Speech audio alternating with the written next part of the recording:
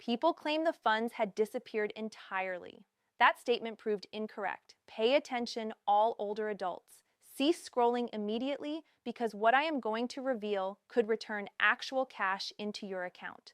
Senator Bernie Sanders is creating ripples within Congress, and this occasion, it is relevant for every American above 60.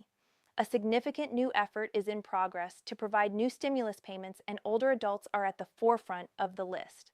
Now, I realize what you are considering. I have listened to this previously, but this is distinct. The IRS has started revising its older adult payment instructions. Social Security beneficiaries are being specifically marked for priority review, and the amounts being mentioned, they're larger than anything we have observed since COVID assistance. Here's what is involved. Millions of older adults on limited incomes are being impacted by increasing food expenses, rapidly rising medication prices, and housing costs that keep ascending. Bernie Sanders is stepping forward and declaring enough is enough. In this presentation, I'm explaining precisely who is eligible, how much funds could be directed your way, the essential IRS timelines you definitely cannot overlook, and the one easy action you need to perform today to ensure you are not excluded. Whether you are on Social Security, Medicare, SSI, or a limited pension, this impacts you personally.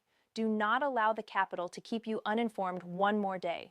If you believe older adults deserve economic support, hit that like button immediately and let's spread this message. And listen, I want you to remain with me through every single minute of this presentation because by the time we finish here, you are going to depart with a full understanding of what is occurring in the Capitol right now, what it signifies for your finances, and precisely what actions you need to perform to ensure you are not overlooked. This is not noise. This is not clickbait. This is genuine, and it is occurring right now. So let's begin from the very start because background is relevant here. For the past several years, American older adults have been experiencing one of the most financially challenging periods in recent history. And I do not say that to be exaggerated, I say that because the statistics support it. Inflation reached levels this nation had not experienced in over 40 years. The cost of eggs, bread, milk, meat items that every single person requires just to live went up dramatically. Medication expenses kept increasing, utility costs became a monthly cause of concern, and through all of it, millions of older adults on limited incomes were expected to just manage it to reduce spending, to skip treatments, to select between food and warming their homes in the winter. That is the situation that tens of millions of aging Americans have been silently dealing with, and the Capitol has largely ignored it. But something is changing, and Senator Bernie Sanders, who has devoted decades advocating for working individuals and for the elderly, is now advocating strongly for something that could alter the economic situation for older adults across this nation. We are referring to a new series of stimulus payments focused significant funds created specifically to offer support to the Americans who have been affected most severely and who have the least capacity to handle the type of economic difficulty that the last few years have brought. And before you reject this as just another political discussion point that never progresses, I need you to comprehend the setting in which this is being suggested, because the political atmosphere right now is more receptive to this kind of support than it has been in years. Here's what you need to comprehend about Bernie Sanders and why he is relevant in this discussion. Sanders has been one of the most steady voices in the United States Senate when it comes to economic fairness for older adults and working-class Americans. He does not just discuss it during election periods and then vanish. He has been advocating for expanded Social Security benefits, for reduced prescription medication prices, for a higher minimum wage, and for direct economic support for struggling Americans for his entire career. When the COVID pandemic arrived and the nation required stimulus payments, Sanders was one of the most vocal advocates, insisting that those payments be larger and reach more individuals. He advocated for 2,000 payments when others were suggesting much less, and now with older adults facing a cost of living challenge that many argue is just as serious as anything we saw during the pandemic, he is back at it once more. The suggestion being considered involves direct stimulus payments to Americans who are most susceptible to economic difficulty, with older adults at the very top of the priority list. We are referring to people receiving Social Security retirement benefits, people on supplemental security income, people on Social Security, disability insurance, and low to moderate income retirees who depend on limited pensions and have little to no other income buffer. These are the people who, according to Sanders and an increasing number of his colleagues in Congress, have been overlooked by an economy that benefits the wealthy and overlooks everyone else.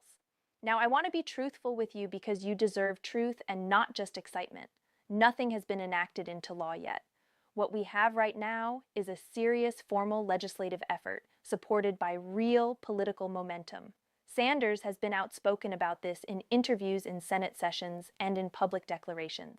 There is increasing backing among progressive Democrats and even some moderate members of Congress who acknowledge that their older adult voters are struggling and that doing nothing is no longer a politically acceptable choice. The pressure is increasing, and the IRS is already in discussions about how direct payment systems, the same system used for COVID stimulus payments, could be reactivated and used again to get funds directly into people's bank accounts or onto their direct express cards rapidly and efficiently. What that signifies for you is that if this is approved, the system to get you your funds is already available. The IRS knows who you are. They have your banking details if you received earlier stimulus payments or if you get your Social Security deposited directly. The system functions, and the people advocating this legislation know that one of the largest complaints about previous support efforts was how long it took for the funds to actually reach recipients. They are working to ensure that if this is approved, the payments are distributed quickly. So what amounts are we discussing? The amounts being considered range from $600 on the lower side to $1,500 or more on the higher side, depending on which version of the suggestion gains support and how the final legislation is formulated. Some versions of the suggestion include a one-time payment, while others envision a series of monthly additional payments for a defined period of time, similar to the expanded child tax credit payments that went out monthly during the pandemic and that significantly reduced poverty among families with children. Older adults and disability advocates are advocating for the monthly approach, arguing that a one-time payment, while useful, does not address the continuous ongoing nature of the economic pressure that older adults are experiencing every single month, and that argument has a lot of merit to it. Consider what it actually costs to be an older adult in America today. The average Social Security retirement benefit is somewhere around $1,800 a month. That sounds like a reasonable amount until you start adding up the expenses. Medicare. Part B premiums are deducted from that automatically. If you have a Medicare supplement or an Advantage plan, there are additional expenses. Prescription drugs, even with Medicare coverage, can cost hundreds of dollars a month for older adults managing multiple chronic conditions, and the majority of older Americans are managing at least one chronic condition, with many managing 3 or 4. Then you have housing. Rent has increased dramatically in virtually every part of the country over the past 3 years. Property taxes have risen for homeowners. Homeowners insurance has become surprisingly costly in many states. Utilities, food, transportation. The calculation simply does not add up for millions of people, and everyone in Washington who is paying attention knows it. That is the background behind this effort, and that background is important because it means people in every congressional district in America. Senators and congresspeople are hearing about it from their voters. They are seeing the data, and the political cost of continuing to ignore it is getting higher with every passing month. Now let's discuss the IRS older adults. What is happening is that the IRS, in preparation for potential new support legislation, has been reviewing and updating its systems for identifying and contacting eligible recipients. During the pandemic stimulus distributions, there were significant issues with administrative issues that slowed things down before. For you, this means one thing above all others: ensure your information with the IRS and with the Social Security Administration is current. If you have relocated in the last year or two, update your address. If your banking information has changed, update it. If you switched banks, got a new account, or changed the account where your Social Security is deposited, make sure the SSA and the IRS both have your current details. This is genuinely one of the most important things you can do right now to protect yourself and ensure you are not at the back of the line or overlooked entirely when payments are distributed. The SSA allows you to update your banking and contact information online through their My Social Security portal by calling their toll-free number or by visiting your local Social Security office. The IRS also has an online portal where you can verify and update your direct deposit information. I know that some of you are not comfortable doing things online, and that is completely fine. Calling is an option. Going in person is an option.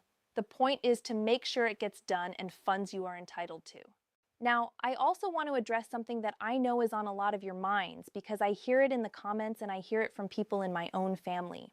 There is a deep and completely understandable skepticism among many older adults about whether Washington will actually follow through on something like this. You have been promised things before, you have seen proposals make headlines and then quietly end in committee. You have watched politicians campaign on protecting Social Security and then turn around and do nothing when they actually have power. That skepticism is earned, and it is legitimate. But here is why this moment feels different to a lot of people who watch this stuff closely. The economic data is impossible to ignore right now. Older adult poverty rates, which had been decreasing for decades, have stopped decreasing, and in some demographics have begun to rise again. Food insecurity among older adults is at levels that researchers are calling alarming. The number of older Americans who report skipping medications because of cost has increased significantly. These are not abstract statistics. They represent real hardship by real people, and they are generating real political pressure in a way that previous discussions about older adult support have not. Additionally, the 2026 midterm elections are approaching faster than people realize. And every single member of the House of Representatives and a third of the Senate will be on the ballot. Older adults vote at higher rates than any other demographic group in America. Politicians know this. They count on it. And right now, many of them are hearing from their older adult voters in no uncertain terms that the status quo is not acceptable. That political reality is a powerful motivator, and it is making members of Congress more willing to support measures that they might have been reluctant to back a few years ago. Bernie Sanders understands this dynamic perfectly. He has spent his career turning public pressure into legislative action, and he knows how to build coalitions. He is not suggesting this in isolation. He is working with other senators, with advocacy groups representing older adults and disabled Americans, with labor unions and with grassroots organizations to build the kind of broad coalition that can actually move legislation through a divided Congress. That doesn't mean it will be easy. It won't be. But the pieces are in motion in a way that is genuinely different from previous attempts. Let me also talk for a moment about what older adults can do beyond just waiting to see what happens in Washington, because one of the most important things I want you to take away from this video is a sense of empowerment. You are not powerless in this process. In fact, you are one of the most powerful voting blocs in America, and there are things you can do right now that can make a real difference. First, and most directly, contact your representatives. I know that sounds like something people say, and then nobody actually does. But I want to tell you that congressional offices absolutely do track the volume and content of constituent contacts. When they get calls and letters and emails about a specific issue, it moves up their priority list. You don't need to write a formal letter or memorize talking points.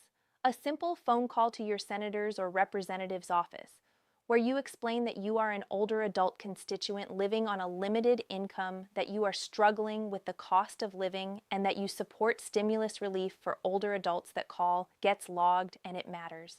The Capitol switchboard number is easy to find online, and every congressional office has constituent services staff whose entire job is to receive and respond to constituent concerns. Second, stay informed and help your fellow older adults stay informed. Share videos and articles about this issue with the older people in your life, your friends, your siblings, your neighbors. One of the biggest challenges facing older adults right now is that a lot of people don't know about proposals that could benefit them because they're not plugged into the right information channels.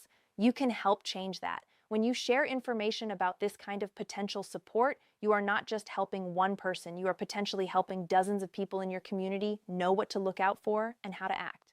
Third, make sure you are already accessing every benefit you are entitled to right now, separate from any new stimulus. This is crucial. Millions of older adults across America are leaving money on the table every single year because they don't know about or haven't applied for benefits they qualify for.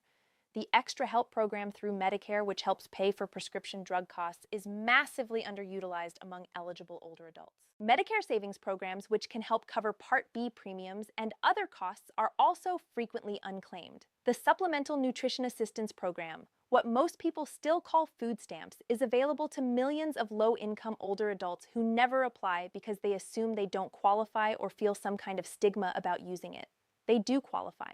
These benefits exist for exactly this situation. Connecting with your local area agency on aging, which every region of the country has, can help you identify benefits you may not be receiving.